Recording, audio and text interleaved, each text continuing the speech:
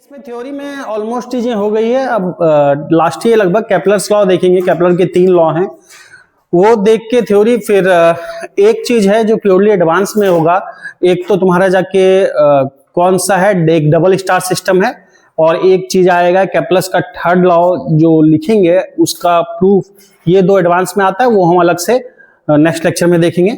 तो थ्योरी में बस उतना ही रह जाएगा, उसके बाद केवल इसमें न्यूमेरिकल है। तो आज केपलर के हम तीनों लॉ देख लेते हैं। तो केपलर्स लॉ बोलते हैं, या केपलर के समझना, केपलर्स लॉ, केपलर्स लॉ, या फिर ये भी बोलते हैं Kepler's law of planetary motion, Kepler's law of planetary motion, planetary motion, Kepler's law of planetary motion. ठीक है ना। तो केपलर्स लॉ या Kepler's law of planetary motion, यानी प्लैनेट जो मूव करता है, कोई भी प्लैनेट, अर्थ घूम रहा है सन के चारों तरफ, या मून घूम रहा है अर्थ के चारों तरफ, या फिर जितने भी प्लैनेट से सन की तरफ घूम रहे हैं चारों तरफ, तो वो कौन कौन से लॉ गवर्न करता है उसके घूमने के पीछे, उसी से रिलेटेड केपलर ने लॉ दिए थे 3 लॉ। फर्स्ट लॉ को बोलते हैं केपलर्स, ऑब्वियस बात है, फर्स्ट लॉ, पहला लॉ है केपलर्स फर्स्ट लॉ, या इसको बोलते हैं law of orbit. Kepler's first law को बोलते हैं क्या, लॉ ऑफ ऑर्बिट, यानी ऑर्बिट से रिलेटेड लॉ। पहले क्या सोचा जाता था कि कोई प्लैनेट किसी दूसरे के चारों तरफ कैसे पाथ में घूमता है, तो पहले सोचा जाता था कि सर्कुलर पाथ में घूमता है।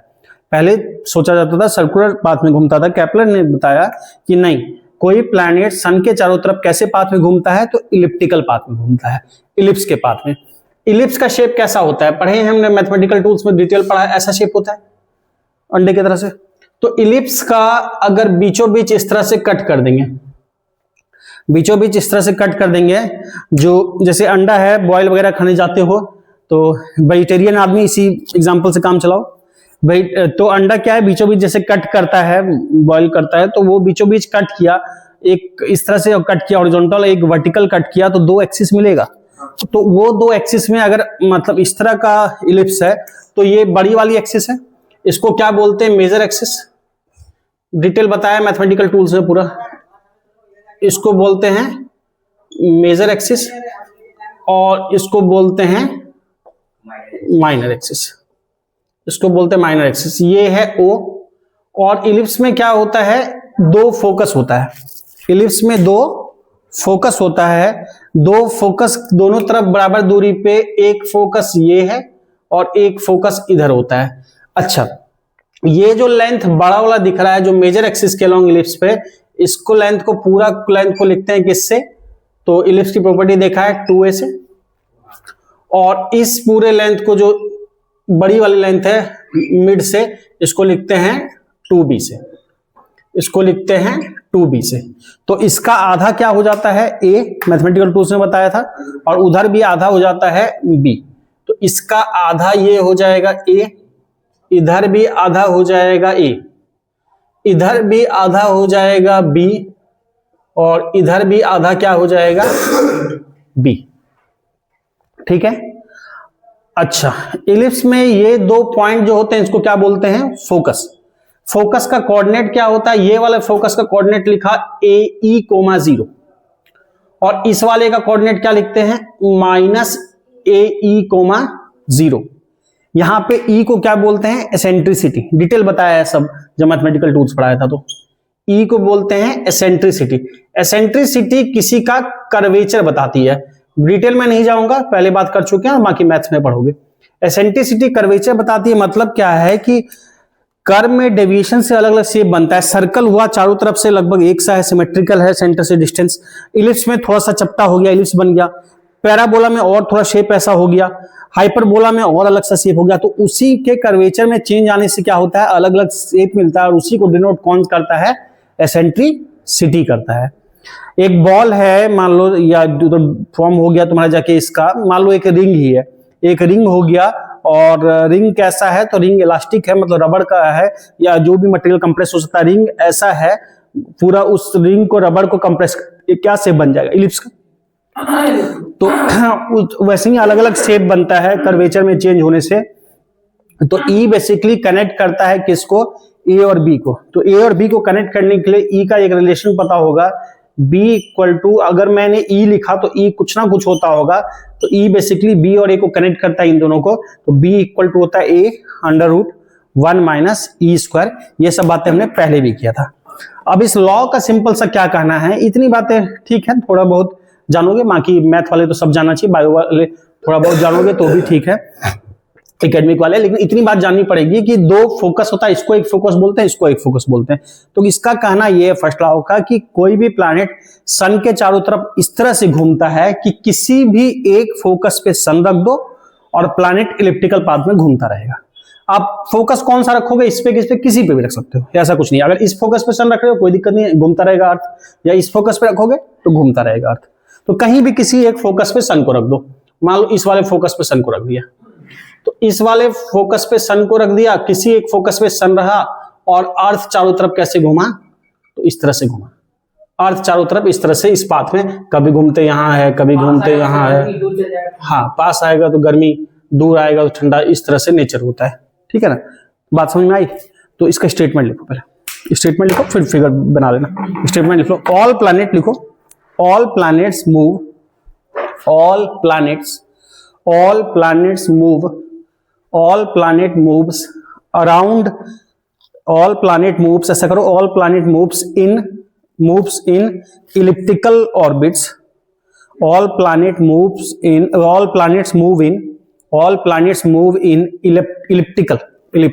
elliptical orbits with the sun, elliptical orbit with the sun at one focus, elliptical orbit with the sun at one focus, sun at one focus। इसको फोकस करते हैं ना, इन दोनों को, इसको या इसको, किसी भी एक फोकस पे सन को रख दो, फोकस, ठीक है, फोकस। बाकी डिटेल जानने के लिए चाहिए या इलिप्स की बेसिक प्रॉपर्टी पता होनी चाहिए, तो अगर बनाना है तो बना लो, सब लिख लो टर्मिनोलॉजी, ठीक है। दो चार चीजें और होती है वो हम आगे बात करेंगे, ठीक है। कैप्लर्स फर्स्ट लॉ देख लिया, अब आते हैं सेकंड लॉ पे। अच्छा, फर्स्ट लॉ में मैथ की बेसिक प्रॉपर्टी जान रखना, ये जो होता है ना फोकस का कोऑर्डिनेट होता है AE,0 और इधर कोऑर्डिनेट होता है -AE,0। ई बोलते हैं एसेंट्रिसिटी को। बायो वाले बहुत नहीं जानोगे, जितना लिखा है उतना जानोगे, इनफ है। मैथ्स वाले आगे जाके मैं एडवांस वाला जो बताऊंगा इसमें कुछ चीजें अलग से, तो उसमें देखोगे और बाकी मैथ्स में फिर पढ़ोगे डिटेल, तो उनके लिए वहां होगा। और बाकी एसेंट्रिसिटी का रिलेशन, चूंकि हमने ई को टर्म लिख दिया तो ई कहीं से तो कनेक्ट करना चाहिए। तो ई बेसिकली बी और ए को कनेक्ट करता है कि जब इलिप्स बना रहे हैं तो ए बी का रेशियो डिसाइड करेगा इलिप्स को। जैसे सर्कल बनाएंगे ना, तो सर्कल में यही ए और बी दोनों 1 हो जाएगा। अगर मैं सर्कल बनाता हूं तो सर्कल के लिए ए और बी दोनों क्या हो जाएगा, यही चीज 1 हो जाएगा। सब तरफ से बराबर डिस्टेंस होता है ना सेंटर से, समझ में आ रही बात? तो सर्कल के लिए इसी ए और बी का मतलब 1 हो जाएगा। इलिप्स में वही रेशियो ए और बी का कुछ चेंज हो जाएगा तब इलिप्स का शेप बनेगा, सिमेट्रिकली चेंज होगा। तो वो चेंज कैसे हो, ए और बी का रेशियो कैसा रहे कि इलिप्स बनाए, तो वो रेशियो ऐसा रहे, b/a इक्वल टू, अगर 1/√1 - e स्क्वायर इस रिलेशन को सेटिस्फाई करेगा तभी शेप इलिप्स का बनेगा। यानी बी और ए एक दूसरे को अपने अकॉर्डिंग एडजस्ट करेगा। अगर मैं ए को एडजस्ट कराऊंगा तो बी भी करेगा, तो उसको कनेक्ट करने के लिए ये रिलेशन है। खैर ठीक है, अब आते हैं हम Kepler's second law. Kepler's second law, second law को लॉ ऑफ क्या बोलते हैं, इसको लॉ ऑफ एरिया भी बोलते हैं। सेकंड लॉ को लॉ ऑफ एरिया भी बोलते हैं। तो सेकंड लॉ को लॉ ऑफ एरिया बोलते हैं। पहले लिख लो इसका स्टेटमेंट, फिर हम समझ लेंगे क्या है। पहले लिख लो इसका स्टेटमेंट, लिखा देता हूं, लिखना सेकंड लॉ या लॉ ऑफ एरिया लिखना, जैसे लिखा रहा हूं वैसे लिखो, लिखो ए लाइन, लिखो जैसे लिखा रहा हूं लिखो, ए लाइन, लाइन बोर्ड पे लिखा है that connects, A line that connects, a line that connects a planet to sun, that connects किसको, a planet to sun, planet को sun से, a planet to sun, sun ठीक है, that connects a planet to सन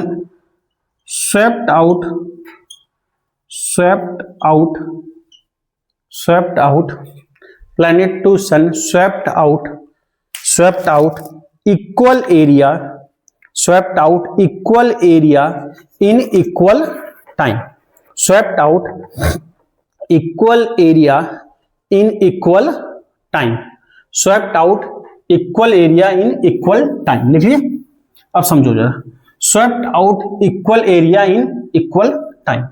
तो second law क्या कहता है कि ध्यान से समझना, इक्वल एरिया इक्वल टाइम में ट्रेवल होगा। कहने का मतलब क्या है कि ये तुम्हारा इलिप्टिकल पाथ हो गया, सन को किसी एक फोकस पर रख दो, मान लो यहां पे रख दिया सन को, समझना, सन को यहां रख दिया, प्लैनेट घूम रहा है चारों तरफ, अर्थ घूम रहा है, समझना जरा से ध्यान से जो बता रहा हूं।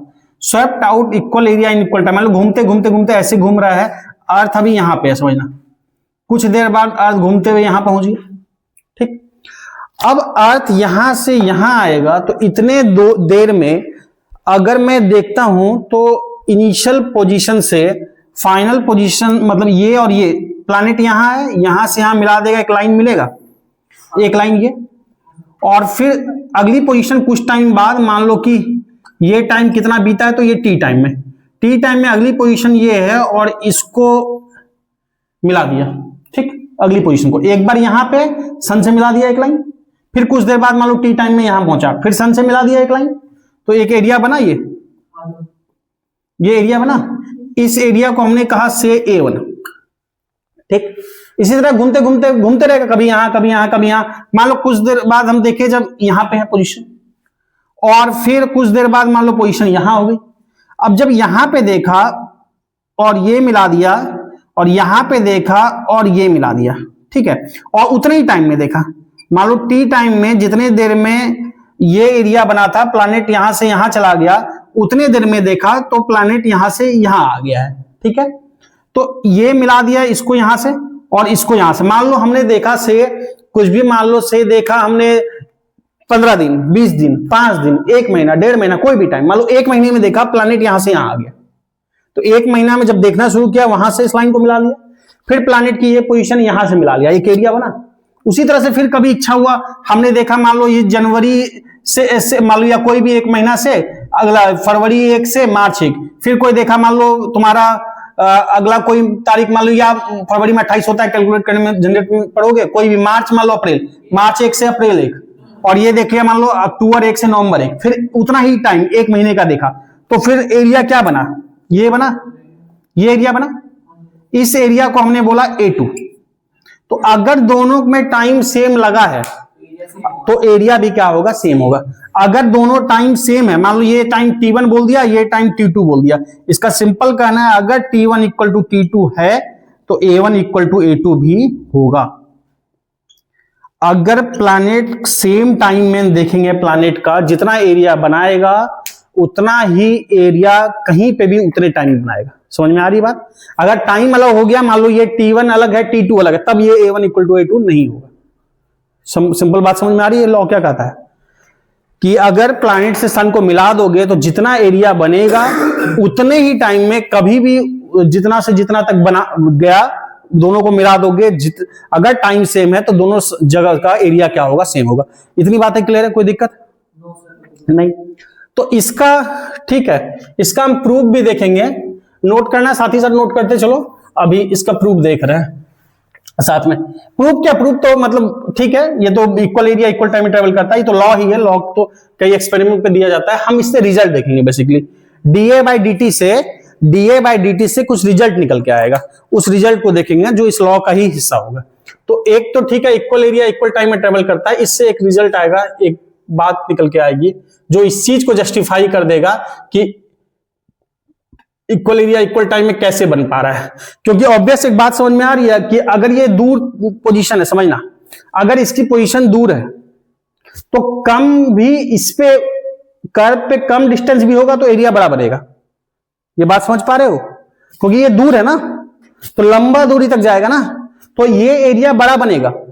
अगर कम डिस्टेंस होगा तो भी इस पे, और ये डिस्टेंस अगर कम होगा तो एरिया छोटा बनेगा, इसको सेम एरिया बनाने के लिए बड़े दूरी तक जाना पड़ेगा कर्व पे। बात समझ में आ रहा है? यानी इस चीज को करने के लिए कि यहां पे कर्व पे यहीं से यहीं तक और यहां पे कर्व पे ज्यादा मूव कर गया, इस चीज को सेटिस्फाई कैसे ये चीज सेटिस्फाई हो रहा है, उसके लिए हम कुछ रिजल्ट निकाल के देख रहे हैं, जरा समझते हैं, समझो क्या है। अब हम देख रहे हैं, मान लो पोजीशन कुछ भी है, सन की है, ये है, मैं अब चीजें कॉम्प्लिकेट नहीं कर रहा, अब केवल उतना ही जितना मुझे काम है मैं वही बना रहा हूं। तो जरा समझो एक रिलेशन, इंपॉर्टेंट काफी रिलेशन, देखते हैं कैसे आता है, क्या आता है। मान लो कभी ये सन की पोजीशन है, ये पोजीशन है सन की, हमने क्या किया, बहुत छोटे के लिए देखेंगे, बाकी के लिए फिर उसी अकॉर्डिंग हम सोच लेंगे। देखो हमने क्या सोचा कि जब प्लैनेट यहां से यहां आया, ठीक है ना, प्लैनेट यहां से यहां आया तो कुछ टाइम बीता होगा, दिखने के लिए फिगर में समझो ये इतना बड़ा बनाया, ये टाइम बहुत कम है, मान लो डेल्टा टी, ये टाइम बहुत छोटा है डेल्टा टी। अब एक बात जरा समझाना, मुझे बात समझना, अगर ये टाइम बहुत छोटा है तो ये डिस्टेंस अगर आर है तो ये भी डिस्टेंस आर होगा, ये समझ पा रहे हो कि अगर बहुत छोटा होगा, ये दिखाने के लिए मैंने इतना चौड़ा बनाया, ये इतना भी नहीं है, ये एकदम इतना सफेद सा बहुत छोटा सा है, नहीं के बराबर। ये जो बहुत छोटा सा गैप है, तो बहुत छोटा सा गैप है ना, बहुत छोटा गैप के लिए बहुत स्मॉल टाइम में लिखा है, तो ये जो कर्व पे डिस्टेंस होगी वो नेग्लिजिबल होगी, तो उस केस में जितना लंबाई ये होगा लगभग ये भी उतना ही होगा, दोनों को एक ही आर लिख सकते हैं। अगर टाइम स्मॉल लिया है तो ये एरिया भी स्मॉल बनेगा, सॉरी ये एंगल भी स्मॉल बनेगा, एरिया भी स्मॉल बनेगा और एंगल भी स्मॉल बनेगा। तो ये जो एंगल बना, ये एंगल, ये स्मॉल एंगल होगा, कितना होगा, तो हमने बोला डेल्टा थीटा। बात समझ पा रहे हो? ये जो एंगल बनेगा वो स्मॉल बनेगा, कितना बना, तो हमने बोला डेल्टा थीटा, और ये एरिया भी जो बनेगा वो भी स्मॉल होगा, तो वो भी हमने स्मॉल एरिया को बोल दिया डेल्टा ए। ये जो एरिया बना, ये पूरा एरिया जो दिख रहा है, ये बहुत स्मॉल एरिया है, एरिया बहुत स्मॉल होगा, जो कि स्मॉल टाइम में देखा है, तो ये डेल्टा ए लिखा। पहले बोलो इतनी चीजें क्लियर है? ठीक, अब देखते हैं, ये स्मॉल एरिया पता करते हैं। Now delta a equal to area.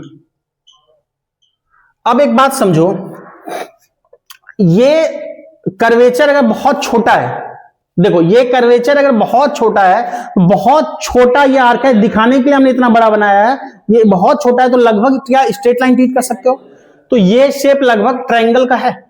अगर स्ट्रेट लाइन ट्रीट कर देते हो तो ट्रायंगल का शेप करते हो, ट्रायंगल में एरिया क्या होता है ट्रायंगल का, 1/2 इंटू बेस इंटू हाइट, तो 1/2 into base into height, base क्या होगा 1/2 इंटू बेस इंटू हाइट, वो कर्व जो है वो फ्लैट हो जाएगा, वो कर्व जो है वो फ्लैट हो जाएगा। तो कर्व यानी ये वाली लेंथ जो है, कर्व की लेंथ, ये लेंथ कितनी होगी बता सकते हो?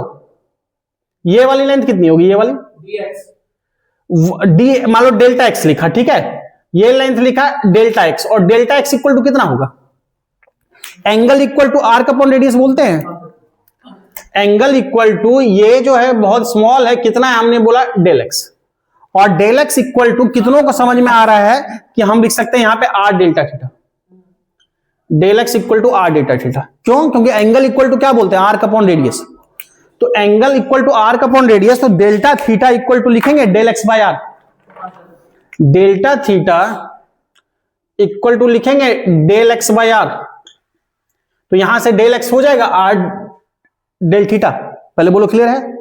तो ये लेंथ जो हो गया डेल एक्स, तो 1/2 इंटू बेस, बेस क्या हो जाएगा ये आर डेल थीटा, बेस की जगह लिख सकते हैं ये small r del theta, into height, height क्या होगा आर काम करेगा हाइट का, तो इंटू आर, तो ये कितना आया लगभग 1/2 आर स्क्वायर डेल थीटा। चूंकि ये बहुत स्मॉल एज्यूम किए हैं तो इसको लगभग में हमने स्ट्रेट एज्यूम किया, तो ये लगभग इक्वल टू हो गया 1/2 into r square delta theta. पहले बोलो क्लियर है? ठीक है, चलो, तो इतनी बातें क्लियर है। उसके बाद अब देखते हैं एक चीज, ध्यान से समझना। नाउ बेसिकली जो रिजल्ट आएगा वो ध्यान रख लोगे, आपका काम हो जाएगा, लेकिन मैं कॉन्सेप्ट के लिए बता दे रहा हूं detail. Del A by del theta करते हैं, यानी एरिया पर यूनिट टाइम। क्यों? क्योंकि ये लॉ ही बात करता है इक्वल एरिया इक्वल टाइम में ट्रेवल करता है, यानी एरिया का relation with respect to time. तो हमने किया del A by del T. तो जरा समझो, अगर del A by del T करते हैं तो इधर भी डेल टी से डिवाइड करना पड़ेगा। Del theta by del T, पहले बताओ क्लियर है? Del theta by del T कुछ होता है क्या? हाँ ठीक है, एक काम करते हैं, दोनों तरफ limit del T tends to 0 लगा देते हैं, मतलब दोनों तरफ लिमिट लगा देते हैं। इक्वल के दोनों टाइप सेम काम कर सकते हैं। डेल टी यहां कर दिया लिमिट डेल टी बहुत छोटा टेंड्स टू 0, छोटा था भी, इक्वल टू इधर हाफ आर स्क्वायर तो कांस्टेंट है, स्मॉल कौन है जो डेल्टा के साथ लिखा जाता है, del theta del T. Limit कब बात कर रहे हैं? ये सारी बातें तब की है जब बहुत छोटे टाइम इंटरवल में देखा था, डेल टी टेंड्स टू 0। अगर डेल टी टेंड्स टू 0 करोगे तो del Y by del X, del T tends to 0 क्या लिखते हैं? D Y by D X. तो इसको क्या लिखेंगे? D A by D T, D A by D T equal to half, equal to क्या लिखेंगे बताओ? हाफ आर स्क्वायर, और del theta by del T कुछ होगा क्या? Omega. Rate of change of angular displacement क्या होता है? Angular velocity. तो ये क्या ओमेगा होगा? कोई दिक्कत नहीं। अब एक टर्म देखते हैं, अब पता कर रहे हैं नाउ, बेसिकली इसका रिलेशन एंगुलर मोमेंटम से निकालेंगे। क्या है देखते हैं। घूम रहा है तो एंगुलर मोमेंटम, चूंकि मास में वेलोसिटी है, मास एसोसिएटेड विद वेलोसिटी, मास और वेलोसिटी का कंबाइंड इफेक्ट को मोमेंटम बोलते हैं। तो यहां पे कौन सी वेलोसिटी है? Angular velocity. तो मास और एंगुलर वेलोसिटी के कंबाइंड इफेक्ट को एंगुलर मोमेंटम बोलेंगे। तो एंगुलर मोमेंटम पता करने जा रहे हैं, तो angular momentum L. Angular momentum क्या होता है? Linear momentum into perpendicular distance. Angular momentum equal to linear momentum into perpendicular distance. तो L equal to R into P. अब देखो linear momentum perpendicular distance, distance क्या है? आर, और जो घूम रहा है पी, तो पी क्या हम लिखते हैं? टेंजेंशियली। तो पी जब टेंजेंशियली लिखेंगे, समझना यहां पे देखो, या फिर पी के लिए मैं अलग से, इसमें कंफ्यूजन ना हो, एक अलग से नीचे एक और फिगर बना देता हूं केवल एंगुलर मोमेंटम के लिए। देखना भाई सेम चीज, ये बनाया, ये बनाया, यहां पे हो गया सन, यहां पे है तुम्हारा प्लैनेट था। प्लैनेट का मोमेंटम किसी इंस्टेंट पे, ये momentum linear momentum equal to क्या होता है? M V. Linear momentum equal to M V होता है, और इसकी जो ये आर है, linear momentum equal to M V होता है, और जिधर वेलोसिटी है उधर ही क्या होता है? मोमेंटम की डायरेक्शन होती है। अच्छा, अगर P ऐसे है तो जरा समझो, P के हम दो कंपोनेंट ले सकते हैं। P के दो कंपोनेंट ले सकते हैं, एक परपेंडिकुलर और एक अलोंग द रेडियस। मतलब P के दो कंपोनेंट हो सकते हैं, एक इधर हो सकता है और एक इसके परपेंडिकुलर। दो कंपोनेंट एक दूसरे के परपेंडिकुलर होते हैं, एक इस लाइन के परपेंडिकुलर, इस लाइन के परपेंडिकुलर डालोगे इधर कहीं जाएगा, इसके इसके।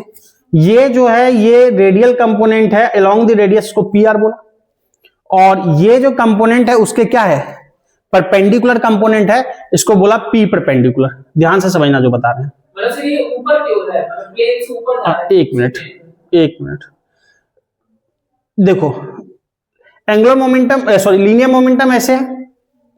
इस लीनियर मोमेंटम किसी भी चीज जो एंगल पे है उसका दो डायरेक्शन में कंपोनेंट लिया जा सकता है, बट दोनों कंपोनेंट एक दूसरे के क्या होता है? परपेंडिकुलर।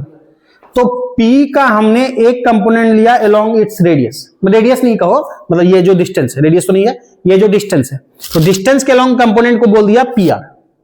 ठीक, दूसरा कंपोनेंट इसके परपेंडिकुलर होगा ना, तो इससे 90 डिग्री बनेगा, यानी इन दोनों के बीच एंगल ये 90 होगा, तो 90 डिग्री वाला इधर आएगा। हमने इस कंपोनेंट को क्यों सोचा, या इस कंपोनेंट को नहीं लेते? इस कंपोनेंट को इसलिए सोचा क्योंकि एंगुलर मोमेंटम होता है linear momentum into perpendicular distance. Linear momentum into perpendicular distance. तो या तो मैं लीनियर मोमेंटम ये वाला यूज करता जो ब्लू से लिखा, या फिर इसका दो कंपोनेंट को रिजॉल्व करके सॉल्व कर लेते। तो जब इसको दो कंपोनेंट में ब्रेक किया तो जरा समझना, ये वाला कंपोनेंट R के अलोंग है, तो इसके लिए एंगुलर मोमेंटम क्या हो जाएगा? परपेंडिकुलर डिस्टेंस क्या होगा? 0, क्योंकि इसी लाइन पे है ना।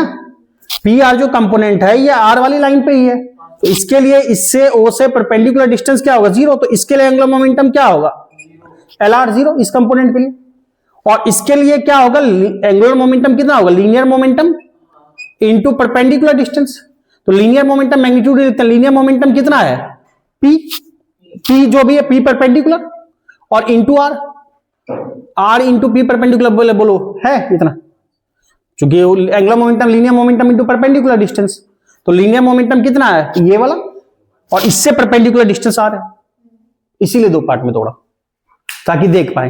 एक पार्ट उसी के लॉन्ग चला गया 0 है और परपेंडिकुलर डिस्टेंस चाहिए था वो दूसरे पार्ट से हमको मिल गया। तो टोटल जब लिखा आर इंटू पी क्या लिखेंगे परपेंडिकुलर वाला, तो ये जब लिखेंगे आर इंटू पी परपेंडिकुलर और पी इक्वल टू क्या होता है एमवी, तो पी परपेंडिकुलर तब मिलेगा जब एम इंटू वी भी परपेंडिकुलर होगा क्योंकि जो वी की डायरेक्शन होती है वही पी की डायरेक्शन होती है, और वी परपेंडिकुलर क्या लिखेंगे V equal to R omega होता है, v equal to R omega होता है, तो v equal to R omega में क्या होता है यहां भी वही बात है, v ऐसे बेसिकली तो ये होता है समझो v equal to omega cross R, ये लिखते हैं समझना जरा बात को, तो ये होता है ये तब ओमेगा आर होगा जब ओमेगा आर ओमेगा साइन 90, तभी ये आर ओमेगा लिख सकते हैं ना जब एंगल 90 डिग्री बनेगा, और 90 डिग्री कब बनेगा जब दोनों परपेंडिकुलर होगा, तो इसीलिए यहां पे क्या किया परपेंडिकुलर कंपोनेंट लिए और उस केस में v की जगह क्या लिख सकते हैं आर ओमेगा, तो यहां पे लिख रहे हैं जरा ध्यान से देख लेना, तो L इक्वल टू क्या आ जाएगा v की जगह पे आर ओमेगा लिख रहे हैं v परपेंडिकुलर, तो आर ओमेगा यानी क्या लिखेंगे आर स्क्वायर ओमेगा। ठीक है क्लियर बात नहीं। अब एक काम करते हैं, यहां पे हमको दो रिलेशन मिला, एक ये मिला इक्वेशन 1 बोल देते हैं और एक ये मिला 2, इक्वेशन 2 से आरएचएस में लिख रहा है आर स्क्वायर ओमेगा की वैल्यू उठा के यहां रख दे इक्वेशन 2 से, तो इक्वेशन 2 से वैल्यू उठा के रख दिया फ्रॉम इक्वेशन 1 में वैल्यू रखा, तो डीए बाई डी टी कितना है D A by D T equal to R square omega, और आर स्क्वायर ओमेगा बाई 2 है, D A by D T R square omega by 2 है, तो 1/2 को तो रहने दो, और आर स्क्वायर ओमेगा की जगह लिख सकते हैं एल, आर स्क्वायर ओमेगा की जगह लिख सकते हैं एल, तो D A by D T L, और कुछ इधर छूट रहा था क्या, अच्छा यहां एम भी तो है ना, यहां एम भी तो है ना एल में ये है ना आर एम वी परपेंडिकुलर ना, आर एम वी परपेंडिकुलर, तो R M V perpendicular M भी तो था, यानी ये एम आर स्क्वायर ओमेगा है ना, तो एक बात समझो आर स्क्वायर ओमेगा वहां पे D A by D T R square omega की जगह क्या रखना होगा L by M, R square omega यहां पे, या फिर मैं एक स्टेप लिख ही देता हूं, यहां से अगर लिखते हैं आर स्क्वायर ओमेगा यहां से तो लिखेंगे एल बाई एम, लिखेंगे इसी को नाम दे दो इक्वेशन 2, तो आर स्क्वायर ओमेगा वहां पे वैल्यू रख दो, तो D A by D T equal to R square omega की जगह लिखा एल बाय एम, तो आ जाएगा एल बाई 2m। क्लियर हुआ। तो ये रिलेशन बहुत इंपॉर्टेंट है, कैसे आया ध्यान रहता है, ठीक है, नहीं आता तो पूछा नहीं जाएगा एकेडमिक में, कॉन्सेप्ट के लिए थोड़ा सा मैंने प्रूफ बता दिया, अदरवाइज ये रिलेशन याद होना चाहिए, ये रिलेशन बहुत काम का है, D A by D T equal to L by 2m। फिर इसका एप्लीकेशन देखेंगे अभी, तब तक नोट करो। अब देखो क्या है कि D A by D T equal to L by 2m, proof हमने बता दिया कॉन्सेप्ट के लिए, लेकिन प्रूफ इसका पूछा नहीं जाएगा, तो आप नहीं भी ध्यान रखोगे कोई इशू नहीं है, कॉन्सेप्ट के क्लैरिटी के लिए बताया। हाँ, रिलेशन जरूर याद होना चाहिए, D A by D T equal to L by 2m, relation बहुत काम का है। तो जरा हम देखते हैं इसमें कुछ चीजें। अब देखो ये क्या बताना चाह रहे हैं, D A by D T equal to L by 2m से ये रिलेशन क्या बता रहा है। तो हमने जब आपको बताया था वहां पे conservation of momentum, angular momentum conservation से, अब यहां पे एक बात समझो, D A by D T इस लॉ का क्या कहना है, सेकेंड लॉ का, from Kepler second law, Kepler के सेकेंड लॉ का ये कहना है ना कि कोई भी प्लैनेट सन के चारों तरफ इस तरह से घूमता है कि इक्वल एरिया इक्वल टाइम में ट्रेवल करता है, यानी area per unit time constant, इस लॉ का कहना है। इस लॉ का यही कहना है ना कि गिवन टाइम में अगर टाइम फिक्स है तो एरिया भी क्या होगा, फिक्स होगा। तो इस लॉ का ये कहना नहीं है, ध्यान समझना, इस लॉ का ये कहना नहीं है कि ए कांस्टेंट है, नहीं, कांस्टेंट टाइम पे एक कांस्टेंट टाइम में एक कांस्टेंट है, यानी ए पर यूनिट टाइम कांस्टेंट है, ये कहना है। यानी इस लॉ का क्या कहना है, इक्वल एरिया इक्वल टाइम में ट्रेवल हो रहा है, मतलब D A by D T equal to क्या होगा, कांस्टेंट होगा।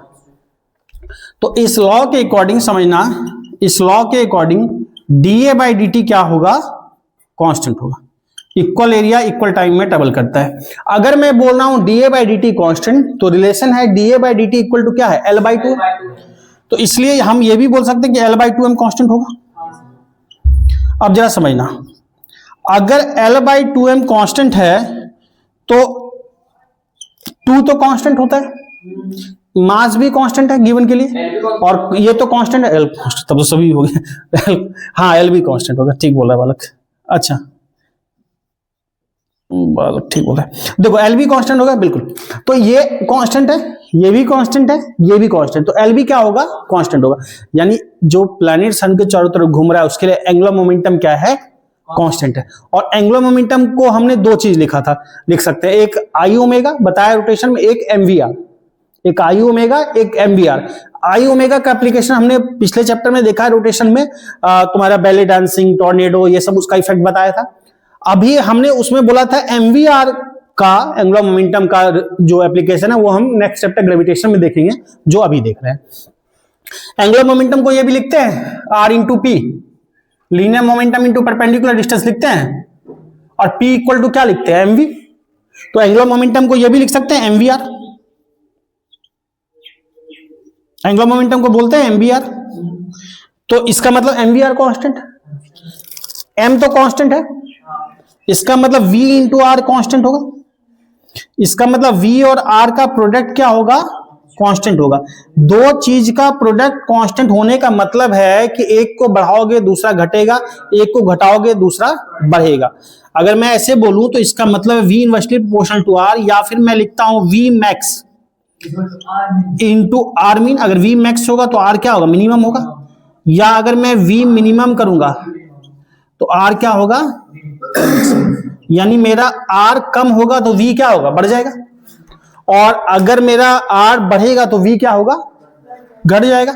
इस चीज का जरा देखो एप्लीकेशन, इसी वजह से इक्वल एरिया इक्वल टाइम में ट्रेवल कर पा रहा है। क्या कहना है जरा समझो, ये है, ये है। तो एक बात समझो, यहां पे सन कर दिया, ठीक। अच्छा एक चीज और जानो, सबसे पास कहां हो सकता है सन से, अगर फोकस सन इस फोकस पे है, अगर सन इस फोकस पे तो अर्थ सबसे पास यहां हो सकता है, और सबसे दूर कहां हो सकता है, यहां हो सकता है। अच्छा इस पोजीशन को भी कुछ कहते हैं पता है, ये सबसे पास का जो डिस्टेंस है ना, ये वाला, इस डिस्टेंस को क्या कहते हैं, ये नाम है इसमें, इस डिस्टेंस को बोलते हैं पास वाला जो, इसको बोलते हैं पेरिजी, ये नाम होता है, ध्यान रखना।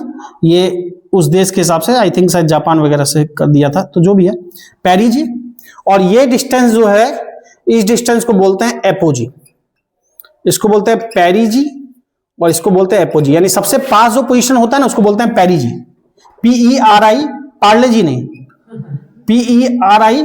हाँ जैसे बोलता है कि बोला हम तो इतना सम्मान करते हैं कि बिस्कुट में भी जी लगाते हैं, तो पार्लेजी, तो पेरिजी एपोजी। तो सबसे पास वाले पोजीशन को बोलते हैं पेरिजी, और सबसे दूर वाले को क्या बोलते हैं, एपोजी। याद रखने के लिए याद ऐसे रख सकते हो, पी से पास, पी से पास तो पेरिजी, दूसरा हो गया एपोजी, ठीक है। खैर वो तो ठीक है। तो सबसे पास यहां हो सकता है ना, और सबसे दूर यहां हो सकता है। एक बात बताओ, सबसे पास होगा तो आर मिनिमम होगा कि मैक्सिमम होगा, आर मिनिमम होगा। तो सबसे पास वाले पोजीशन के लिए समझो ये आर क्या है, मिनिमम है, और सबसे दूर वाले के लिए आर क्या है, मैक्सिमम है। अब मान लो प्लैनेट ऐसे घूम रहा है, तो इस जगह पे वेलोसिटी टेंजेंशियली कुछ ऐसे होगी, इस जगह पे ऐसे होगी, और यहां पे वेलोसिटी कुछ टेंजेंशियली ऐसे होगी। तो ये वेलोसिटी कम होगी कि ज्यादा होगी, आर कम है तो वी क्या होगा, ज्यादा होगा। तो आर मिनिमम है तो वी क्या हो जाएगा, मैक्स, और इधर आर तुम्हारा मैक्सिमम है तो वी क्या होगा, मिनिमम। यानी जब प्लैनेट पता है दूर होता है ना तो वेलोसिटी क्या हो जाती है, कम हो जाती है, और जब पास होगा ना तो वेलोसिटी हो जाती है ज्यादा। उससे क्या होगा, वेलोसिटी ज्यादा होने से इधर ज्यादा दूर तक घूम लेगा, और ज्यादा दूर घूमने से क्या फायदा होगा पता है, ज्यादा दूर घूमने से लेंथ बढ़ जाएगा, तो एरिया क्या हो जाएगा, इधर वाले को कंपनसेट कर लेगा, क्योंकि इस साइड दूरी की वजह से क्या है कि दूरी की वजह से छोटा भी चलेगा इस पे, तो जब मिलाने जाओगे तो एरिया बड़ा बन जाएगा। बात समझ में आ रही है? और इधर अगर छोटा चलेगा तो एरिया कम बनेगा, इधर उतना ही एरिया बनाने के लिए ज्यादा चलना पड़ेगा, तभी इसको जब मिलाएंगे तो एरिया क्या होगा, इसके बराबर होगा।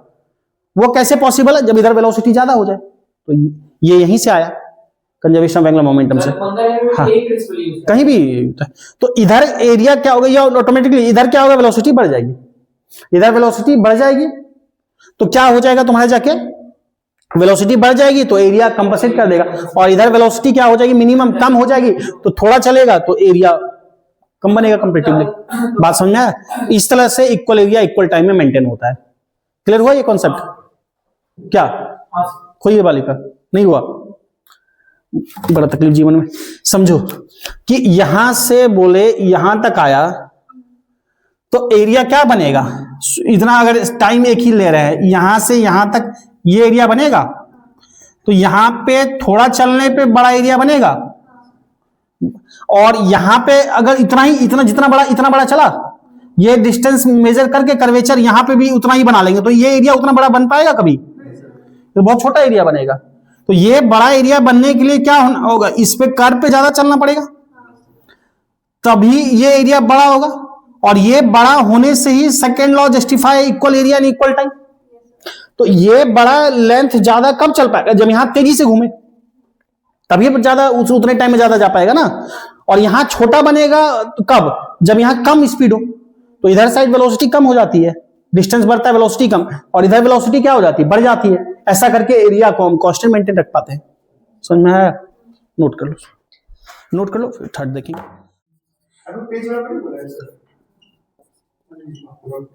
केप्लर्स थर्ड लॉ, ठीक है, केप्लर्स थर्ड लॉ, या इसको लॉ ऑफ क्या बोलते हैं, law of period, time period से रिलेटेड। तीन लॉ हैं, एक पहला था बात नहीं है, लॉ ऑफ ऑर्बिट, दूसरा था लॉ ऑफ एरिया, तीसरा लॉ ऑफ पीरियड। मतलब कितना टाइम लगता है किसी अर्थ को या किसी प्लैनेट को किसी सन के चारों तरफ घूमने में। तो लिख लो पहले, फिर हम बात करते हैं क्या है कहता है। लिख लो, लिखो, the square of the period of any planet, the square of the period मतलब time period, the square of the period of any planet, square of the period time period, square of the period of any planet is proportional to the cube of cube मतलब power 3 cube of semi measure। चूंकि ellipse है तो ellipse में radius नहीं होता, major axis minus axis होती है, तो ये मेजर के लिए बात होती है। Cube of semi major axis of its orbit, semi major axis of its orbit, semi major axis of its orbit. तो एक बात समझो, माइनर और मेजर जब देखा था, अभी भी देखा था कि ये था, इसका आधा क्या था, ए था, इसका आधा ए था, ये ए था, ये तुम्हारा बी है, ये बी है, ये ए है, ये बी है। तो इसमें इसके पूरा जो है 2a मेजर है, इसका आधा बोलते हैं सेमी मेजर, ए पूरा 2b माइनर है, इसका आधा को सेमी माइनर बोलते हैं। तो इस लॉ का क्या कहना है कि टाइम पीरियड का स्क्वायर, टाइम पीरियड यानी पूरा घूमने में जितना टाइम लगेगा, मान लो यहां से घूमना कोई प्लैनेट शुरू किया तो सन के चारों तरफ, सन यहां मान लो फोकस पे है, तो सन के चारों तरफ मतलब यहां से घूम के फिर से यहां आने में जो टाइम लगेगा, दैट इज टाइम पीरियड, उसका स्क्वायर प्रोपोर्शनल होता है किसके, सेमी मेजर मतलब मेजर का आधा क्या है, ए, तो T square proportional to A cube, उसका प्रूफ है। क्यों नहीं हुआ के लिए प्रूफ है। T square proportional to A cube, B cube क्यों नहीं हुआ उसका प्रूफ है, वो हम नेक्स्ट क्लास में देखेंगे, वो प्योरली आपके एडवांस के लिए होगा।